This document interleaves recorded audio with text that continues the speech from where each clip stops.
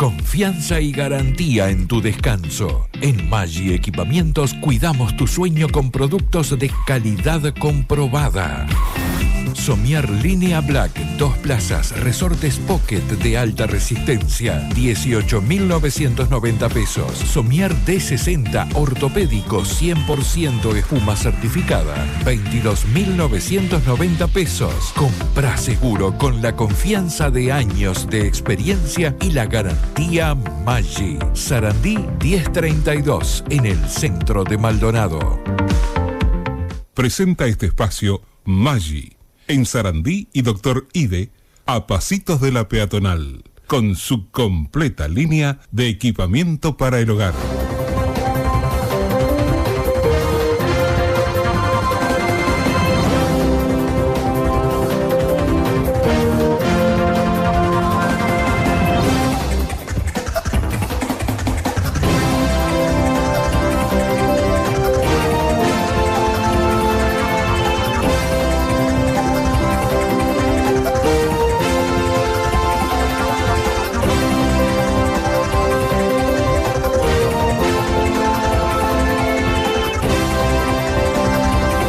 Amigos, seguimos adelante en la página central de la revista y a esta hora está con nosotros el presidente de la Coordinadora de la Industria de la Construcción del Este, el ingeniero Gustavo Robaina, con quien vamos a conversar en los próximos minutos porque, bueno, está muy comentado el tema de la inversión, el tema también del sector de la construcción y bueno, sobre estos aspectos vamos a estar charlando. A partir de este momento, como siempre, estamos a través de Canal 56 de Punta Cable, 56 también de Cable Carolino, el cable Aigua, también a través del sistema de streaming para todas las plataformas de FM Gente y para el mundo a través de www.fmgente.com.uy, por supuesto en el aire de la 107.1. Ingeniero, muy buenos días, gracias por acompañarnos. Buenos días, Alexis, gracias por la invitación. Bueno, está como agitado. Con el tema del presupuesto nacional también se agitó el tema de las inversiones, de las obras, reunión del presidente con los principales inversores en Punta del Este en estas últimas horas. Bueno, como que las aguas están agitadas, está el tema por otro lado que siempre hay algún tipo de conflictividad. Bueno, hay un panorama muy amplio para abordar con usted. ¿Cómo está viendo la situación actual en cuanto, bueno, al presupuesto y distintos aspectos que contiene el presupuesto que puedan afectar la inversión y el trabajo y desarrollo en el área que le compete, ¿no? Como presidente de la Coordinadora de la Industria de Construcción del Este? Sí, bueno, como saben, la construcción tiene amplios frentes con distintos intereses, todos con el mismo objetivo, pero distintos intereses. Los intereses de los trabajadores en cuanto a lo que sea condición de trabajo y salarios. Después está la parte de las empresas, su rentabilidad, y después está la parte de los inversores, y después está la parte del consumidor final. Entonces, todo ese combo, con este cambio de gobierno y con medidas nuevas que se dieron a conocer, que antes le llamaban aumento de impuestos o nuevos impuestos, ahora empezaron a cambiar los nombres y es consolidación fiscal fue en un momento, ajuste fiscal en otro, readecuación de impuestos en otro. O sea, le van cambiando el nombre, pero en el fondo siempre es un aumento de la carga tributaria que hace que sea más pesado el costo del Estado y el costo para las empresas de operar. Y eso creo que es algo que hace años que se viene hablando, pero no hay nadie que le ponga el cascabel al gato, como se dice, porque uno no puede seguir cargando al sector, sea la construcción o sea otros sectores, a través de impuestos, con el nombre que se les ocurra, con el fin que quieran ponerle, porque el fin siempre es noble, pero esto es sencillo. O sea, el Estado recauda de lo que generan trabajo desde el sector privado y tiene que redistribuir ese gasto, pero pasa el tiempo y el gasto sigue aumentando, seguimos teniendo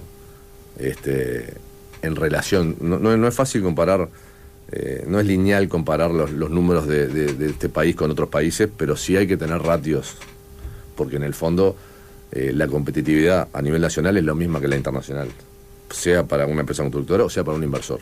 Entonces, cuando uno compara los costos del Estado en otros países, con poblaciones similares, o sea una ciudad, sea un país, y ve la cantidad de gasto del Estado sobre el total, o la cantidad de empleados públicos para cierta zona, en Uruguay estamos muy mal.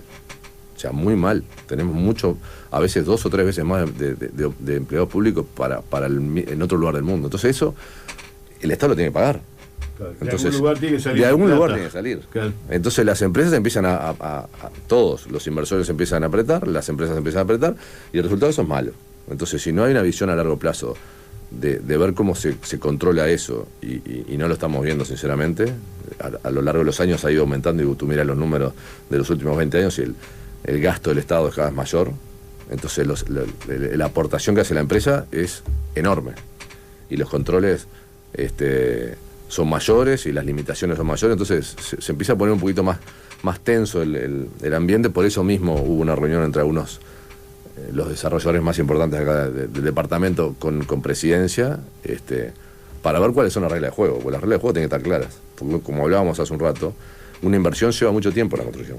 O sea, es una inversión que primero lleva todo un estudio de proyecto, un proyecto de inversión, después lleva lo que es el comienzo de la obra, lo que dura la obra, después que se termina, y entonces la venta de todo eso se hace escalonada, y es un proyecto, es una inversión a largo plazo. Entonces, si las reglas de juego te las empiezan a cambiar o te empiezan a agregar cosas nuevas, la cosa se pone un poquito más con incertidumbre, y eso empieza a reflejar en todos lados. Si a eso le sumás el entorno que tenemos cerca, como es lo de Argentina, claro, como puede ser algo de Brasil, con algunas inversiones de otros lugares que pega a Estados Unidos con las medidas que tome, porque las medidas, a cada día aparecen medidas nuevas de impuestos o de sobrecargas. Entonces, ese combo hay que saber manejarlo, y nosotros de nuestro lado lo que tenemos que ver es cómo mantenemos la cantidad de cotizantes que tenemos, y si podemos subirla, obviamente subirla, pero teníamos una planta de celulosa que entre eso y el ferrocarril central eran casi 15.000 personas, y eso se terminó, y sin embargo el número de cotizantes lo supimos mantener. ¿Cuánto estamos hoy? A nosotros los últimos datos del BPS son de marzo, y son 56.000, que es en lo que veníamos. O sea, esos 15.000 se reabsorbieron en otras obras. ¿En cuáles? En algo de obra pública que todavía está en también otra discusión, que es más con empresas de la Cámara de Construcción que manejan todo lo que es obra pública, con la vivienda promovida, que ha tenido una suba en los últimos 4 años cuando se modificaron algunos topes que había, algunas cosas en la normativa. Eso volvió a acelerarse y se presentaron muchísimos proyectos en Maldonado y en todo el país. Y ese es hoy ese tema. Lo que se hizo fue derivarlo a la órbita del Ministerio de Economía y no a la Agencia Nacional de Vivienda, pero es más un formalismo, pero se sigue manteniendo lo mismo. O sea que pensamos que la vivienda promovida va a continuar, y eso ocupa mucho personal. Las obras de edificación ocupan mucho personal, la diferencia de obra pública ocupa mucho menos personal y más maquinaria.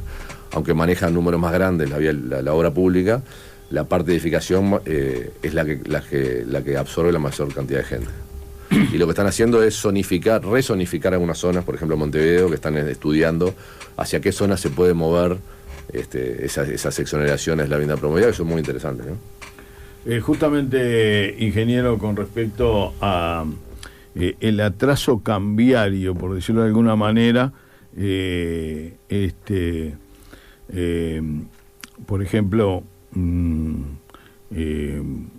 lo que hablábamos recién, ¿no? De que la inversión uno proyecta, ¿no? Entonces el dólar prácticamente no se ha movido. Los costos, los salarios han aumentado, los costos de los insumos entonces esa paramétrica que hay que hacer, cómo la llevan adelante, ¿no? Bueno, eso es cierto. O sea, el dólar no ha tenido variación, y sí la mano de obra, que la mano de obra ha ido aumentando a lo largo de cada año en función de los convenios que nosotros tenemos, y que en los últimos años ha sido la inflación, pero ha ido aumentando. Entonces, ese porcentaje de aumento, que si vos lo tomás en 2 años o en 3, es un 17-18%, ese 18% aplica sobre el 40% de una obra, que es la mano de obra. Entonces ya tenés un aumento. Si a eso le sumás todos los costos asociados a eso, que aumentan por IPC, y que el dólar no cambia, es un escenario no muy alentador, porque los apartamentos en dólares se venden en dólares y no se pueden subir de precio porque perdés competitividad con lo que ya está hecho. Entonces, ese equilibrio lo que hace es que se aprieten todos los márgenes para todos, y el escenario no es alentador porque el gobierno lo que tiene que mantener son las fuentes del trabajo. O sea, no puede, es muy lindo la proyección de crecimiento que tiene, creo que es 2,4, pero para eso hay que es muy optimista. Es muy optimista. Entonces, en general, cuando uno pone escenarios, no se pone en el escenario más optimista porque es el que nunca pasa. Entonces, la realidad es que es difícil, que nosotros vemos que es difícil llegar a esos valores y cómo van a hacer para mantener también el salario con todas estas variantes que hay. Entonces, nosotros en marzo, el año que viene, tenemos convenio de salario que se nos vence en marzo. O sea que vamos a estar en un momento duro, con mucha conflictividad, que ya de por sí ya venimos de unos 2-3 años de conflictividad, y en el departamento más todavía. Ahora salió un estudio hace unos días de que el 70% de los conflictos en el Ministerio de Trabajo son de la construcción. Hay que saber leerlo con los valores sobre qué tanto es la masa del sector construcción contra el total de la masa de los operarios que hay reclamos, pero por lo que más o menos tenemos líneas generales, porque no tenemos los valores del BPS, pues no los entrega, es un porcentaje alto. O sea, es un departamento que tiene una conflictividad alta. Y eso es un problema, porque para el inversor no es alentador saber que va a hacer un proyecto donde hay conflictividad. Claro, esto surge del primer observatorio de derecho laboral del departamento de Maldonado, un relevamiento que analizó la conflictividad laboral registrada durante el año pasado en las oficinas del Ministerio de Trabajo y Seguridad Social, Maldonado, Piriápolis y San Carlos, y la construcción lidera la conflictividad laboral. 7 de cada 10 negociaciones colectivas fueron solicitadas por el ZUNCA, ¿no? Sí, esos números, como siempre, hay que saber leerlos.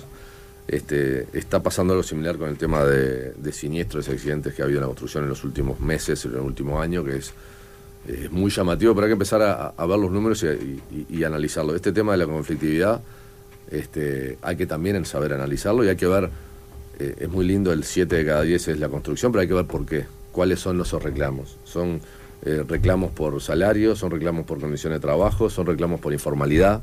Entonces uno tiene que empezar a separar los números, abrir los números, a ver cuáles son los ítems, por dónde vienen los tiros, porque si no, uno habla de la conflictividad como si fuera el conflicto siempre el mismo, y el conflicto puede ser válido y puede no serlo. Entonces lo primero que hay que analizar es esos datos, creo. Ingeniero, justamente porque uno dice conflictividad y abarca todo, pero en definitiva el tema salarial se arregla una vez y se mantiene, ¿no? Usted dice que el marzo del año que viene, vence el actual Consejo de Salario, y se va a tener que negociar. Bueno, ahí no debería haber conflictividad, salvo que sea algo informal, porque las empresas establecidas generalmente cumplen con esos parámetros que se marcan en el acuerdo, ¿no? Sí, a ver, cuando nosotros firmamos un convenio colectivo a 2 años o a 3, las condiciones ya quedan fijadas, claro, y se ajustan año a año en función de la inflación y alguna variable más. ¿Y entonces por qué la conflictividad? Porque es la manera que tiene el sindicato para negociar. Parando hormigones, haciendo asambleas, cortes sorpresivos. Es una manera de presionar al sector empresarial para cerrar un acuerdo con los puntos que ellos quieren. Que nosotros no estamos de acuerdo, y ha generado, pérdidas millonarias. Porque cuando vos estás negociando un convenio que puede durar un mes y medio, en todo ese mes y medio te están parando hormigones. Entonces las empresas se empiezan a ahogar y la situación se pone muy tensa, y creemos que eso no es, para nosotros sigue siendo una medida que no es válida. Si tú escuchás, por ejemplo, a Richard Reed en la bebida, ellos han logrado convenios sin un día de paro. Sin un día de paro. Y han logrado mejores convenios que los nuestros. Entonces no es el camino la presión ni tomar medidas extorsivas. Hemos tenido un conflicto hace muy pocos días, en realidad viene desde abril, y el sindicato en Maldonado específicamente, en el momento que surgió ese problema, la condición que ellos pusieron fue: o las otras empresas del hormigón premezclado tomaban a esa gente de la empresa que había cerrado, o no había acuerdo. Y el resultado fue que no hubo acuerdo, porque es una medida tan... Es una especie de chantaje. Una especie de chantaje, de tomar como si el sector empresarial decidiera por las empresas que son privadas, y obligarlos a tomar personal de lo que ellos decían que había que tomar. Una cosa que no tenía ni pies ni cabeza, y el resultado fue ese. que en un momento se terminó cortando solo. Entonces, no son las medidas maduras y que nosotros esperamos del sector. Lamentablemente hay cosas que la ley lo ampara y nosotros tenemos que ser rehenes de eso, pero eso a la larga termina siendo contraproducente para las empresas. Terminás perjudicando a las empresas. Y lo que se olvida mucha gente es que la mayoría de las empresas son pequeñas empresas. Entonces vos a una empresa pequeña le haces ese tipo de extorsión y daño, y las dañás de mucho mayor manera que una empresa de las pocas que hay en Uruguay grandes. Entonces la gente se piensa que las empresas son todas grandes y tienen 3.000 operarios. No, hay empresas de 5, de 10, de 15, de 20. Y a esas empresas con esa medida los matás. Y la empresa es el día que no le dan los números, cierra. Claro. No es que cierra el balance y este año tuvimos $1 millón de déficit y bueno, vamos a ver como si fuera la UTE. No, esto no cierra el número, no tengo para pagar los sueldos y si no tengo para pagar los sueldos me para la obra. Automáticamente cerré. Entonces, ese margen es justo, sumarle el dólar, sumarle la mano de obra que sigue aumentando, las condiciones, la aportación es muy alta. Nosotros aportamos por la ley de aporte unificado al BPS, pero además tenemos una cantidad de componentes de ese aporte que son para cosas que no tienen nada que ver con la construcción. Y se están aportando y el Estado recauda ahí también.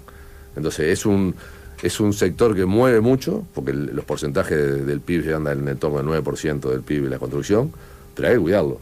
Y eso hay que cuidarlo entre todos. Por eso digo, entre las empresas, entre los trabajadores y entre el Estado. Entonces es lo que decía hoy, es un combo que hay que mantener con cuidado, porque si no, la situación puede ir a la baja y ya sabemos lo que pasa cuando la construcción baja. Todo lo que está atrás de eso y todo lo que mueve, repercute. O sea, independientemente de eso, el departamento tiene una buena proyección de crecimiento, que hay que acompañarlo, pero hay que acompañarlo para que a todo el mundo le sirva. Si no, no es negocio. Cuando hay una de las partes que no le sirve, no hay negocio. Y ya te digo, son todos esos componentes que hay que mirarlo con mucho cuidado. Hablábamos al principio, bueno, de mantener determinado equilibrio, ¿no? Que uno saber de contar con certidumbres, ¿no? Y no lo contrario, incertidumbre, ¿no? De cara a los años venideros, porque claro, una obra, como usted lo explicaba, lleva un anteproyecto, un proyecto, la realización de la misma en sí, y de repente lleva 3, 4 años todo ese paquete para que el inversionista vea el dinero que invirtió en años posteriores, ¿no? Que a veces no la recuperan 10 años, ¿no? Porque depende mucho de la venta del edificio, de los apartamentos, ¿no?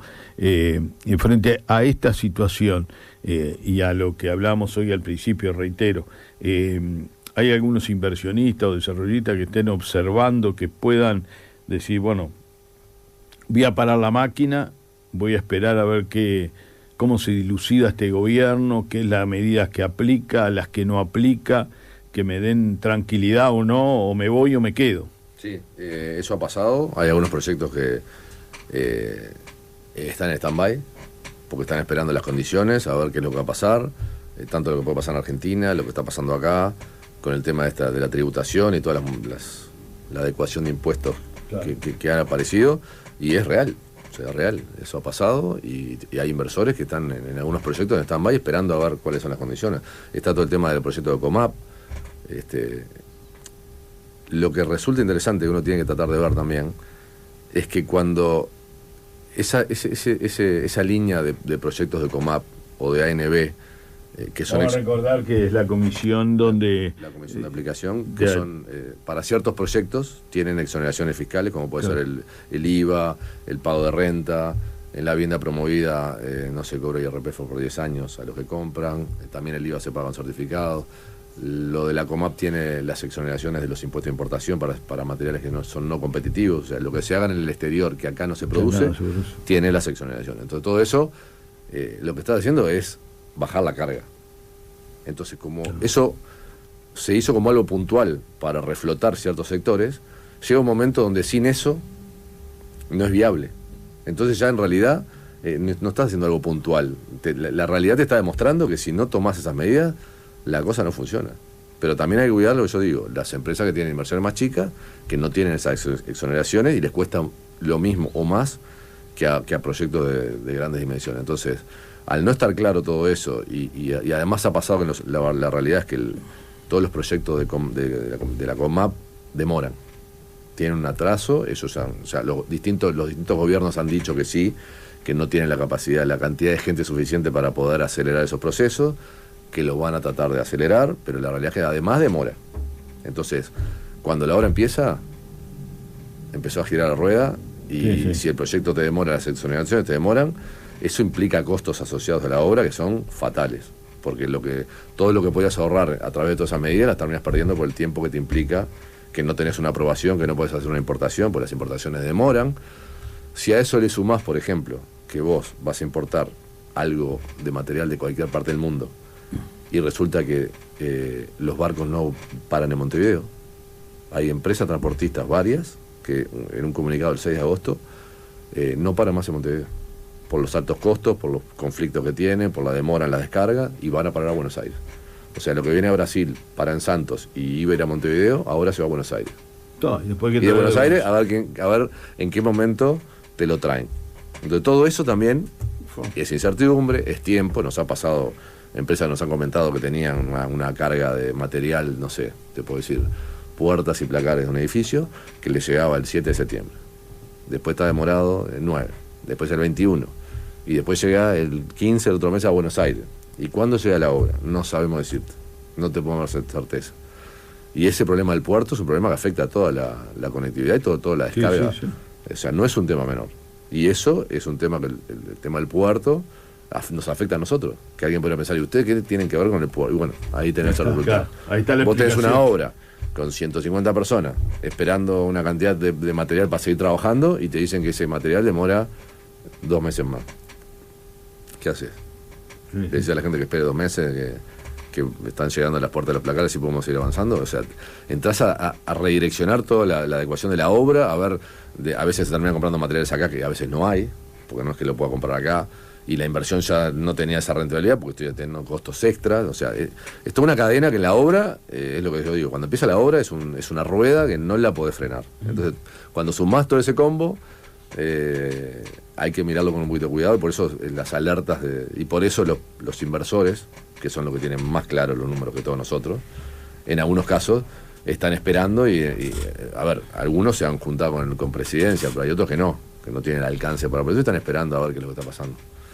Claro, sí, además, después de las elecciones y hasta octubre, que son las elecciones de medio término nacionales en Argentina, va a haber como esa incertidumbre que va a pasar con el dólar en el vecino país.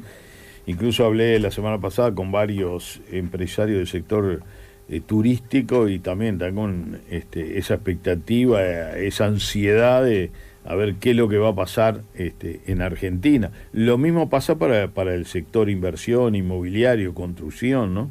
Qué es lo que va a pasar. También allí tienen otro punto de mirada, ¿no? Y sí, el argentino es un inversor por naturaleza en Punta del Este, y por momentos fue el inversor en Punta del Este y en Maldonado, en realidad era el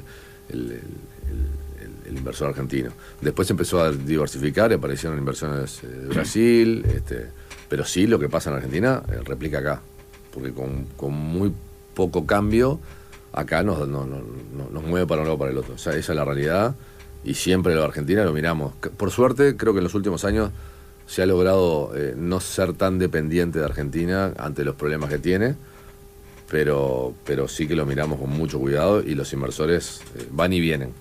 O sea, es un ratito. Sí, sí. Igual los capitales se mueven de otra manera hoy, y no precisa que esté cerca o lejos, sino que los capitales se mueven de un lado para otro en segundos. Pero sí, depende de lo que pasa en Argentina. Alguien dijo los capitales son cobardes, ¿no? Porque cuando hay un problemita se van. El mínimo problema o incertidumbre se van. Pero nosotros hemos vivido acá en la zona históricamente situaciones de ese tipo, donde los inversionistas, bueno, no puedo construir acá o me sale carísimo, me voy, construyo en Miami, voy, hago en otro lugar, ¿no? Sí, las inversiones, aparte el que invierte, no invierte, hay gente que sí invierte siempre en la construcción, y si no invierte acá, invierte en Miami, pero hay gente que invierte, que tiene una parte de su inversión que le invierte en lo que en ese momento anda mejor. Si la construcción anda bien, y lo tenía en bonos o en otra cosa, lo invierte en la construcción porque le va mejor y le da más rentabilidad. Y si mañana esto deja de ser rentable, lo saca y lo pone Se compra oro igual. En oro, sí, en lo que sea. Entonces, anda bien el oro. Ese capital, el oro siempre anda bien, Siempre nunca anda falla. Pero esos capitales se mueven a veces de un lado para otro. Entonces, lo que hay que hacer es ser tentador y ser rentable. O sea, ser atractivo para la ¿Y inversión. Punta del Este lo está haciendo, ingeniero? Y Punta del Este siempre es atrayente. Pero si los números no son lo que los márgenes quieren, aunque te dé seguridad jurídica, toda la legalidad que hay en Uruguay, el formalismo que se cumple, todas esas certezas que tenemos están muy bien, pero si la rentabilidad no es lo que ellos quieren, hay que entender que ellos se van a ir. Y eso es como el operario que sabe que una obra empieza y termina, que no es eterna. De la misma manera que eso está claro, también nosotros tenemos claro que si no somos atractivos para los demás, esa inversión se va para otro lado. Entonces, los métodos de construcción, le quería preguntar por vi que me están haciendo una pregunta sobre eso que y paralelamente interrumpo esto, que me está diciendo una alta fuente policial que cayó el hombre de 47 años en Canelones, que estaba siendo buscado como sospechoso del crimen de esta chica Tubi ocurrido en Playa Verde. Abro paréntesis para adelantar esta primicia que me cayó justo con los mensajes de la audiencia respecto precisamente a ver que se me fue el mensaje. Permítame un minuto que lo estoy buscando, pero bueno, vamos con otro acá. Dice a ver qué dice. A ver si acá me ponen la conflictividad, a veces sale de las mismas empresas o muchas veces. Por supuesto, es lo que yo decía, hay que analizar. Por acá, como hay buenos empleadores y malos empleadores, hay buenos empleados y malos empleados. Entonces, para analizar la conflictividad, creo que yo decía, hay que abrir los números y decir, bueno, ¿cuántos son condiciones de trabajo que no se cumplen? Porque pasa que hay obras que no cumplen con las condiciones de trabajo que tienen que tener, que no pagan los sueldos como el laudo lo dice. De esos hay. También hay informalidad. Hay obras que no están regularizadas o que no cumplen con lo que es el normativo. Y después hay del otro lado también situaciones que es de los trabajadores, reclamos que no corresponden. Pero por eso digo, para analizarlo hay que abrir esos números, analizarlo con cuidado y para ver por dónde hay que atacar. Porque no se puede tampoco,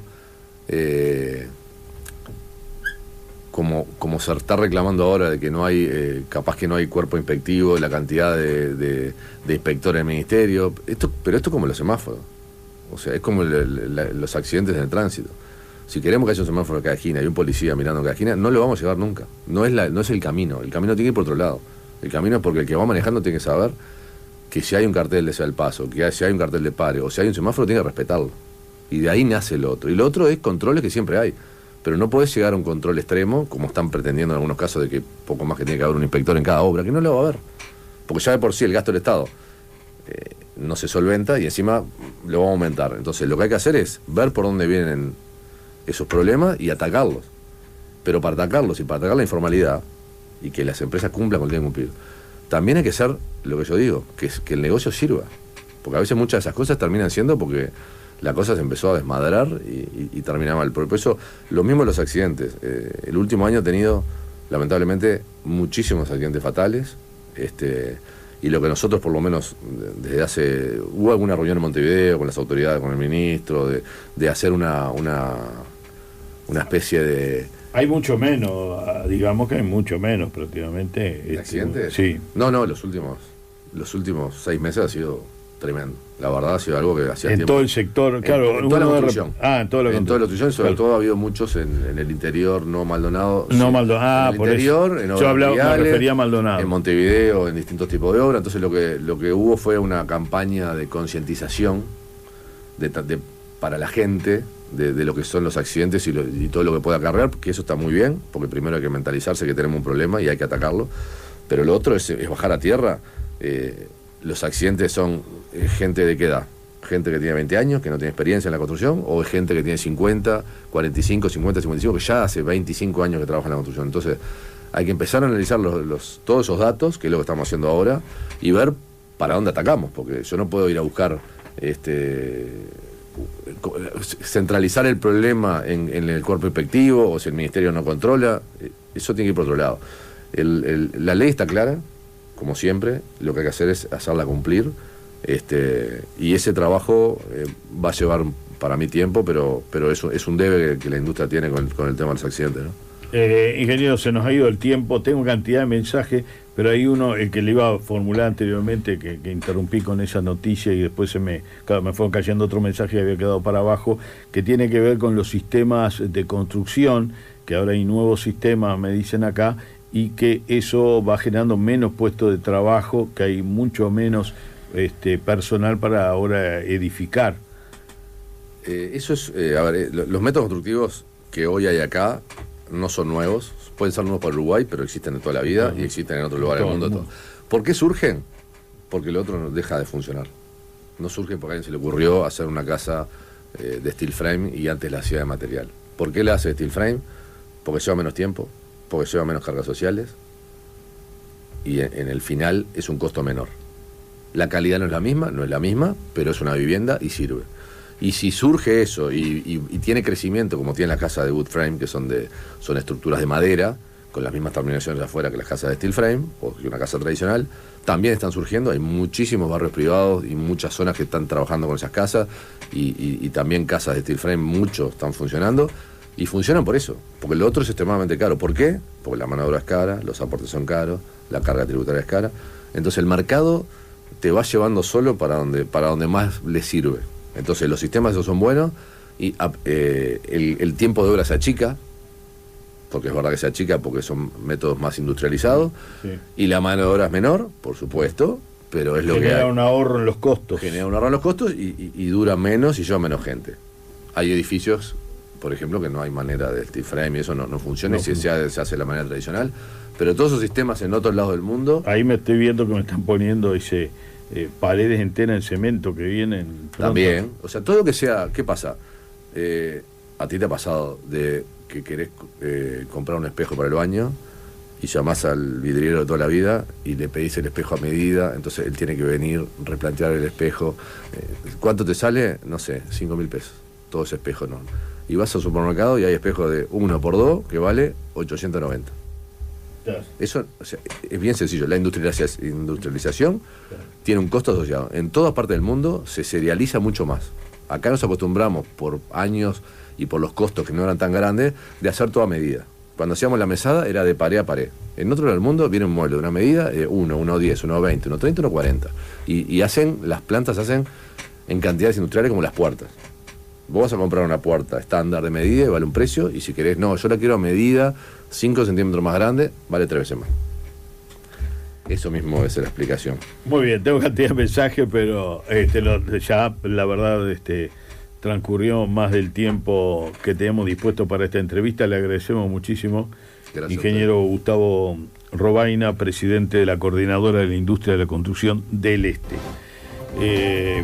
Vamos a reiterar, amigos, que cayó el hombre de 47 años, uno de los dos buscados como sospechoso del crimen de esta chica en Playa Verde. Ahora al regreso en Policiales vamos a ampliar esta información. Vamos a la pausa. Presentó este espacio Maggi, en Sarandí y Dr. Ide.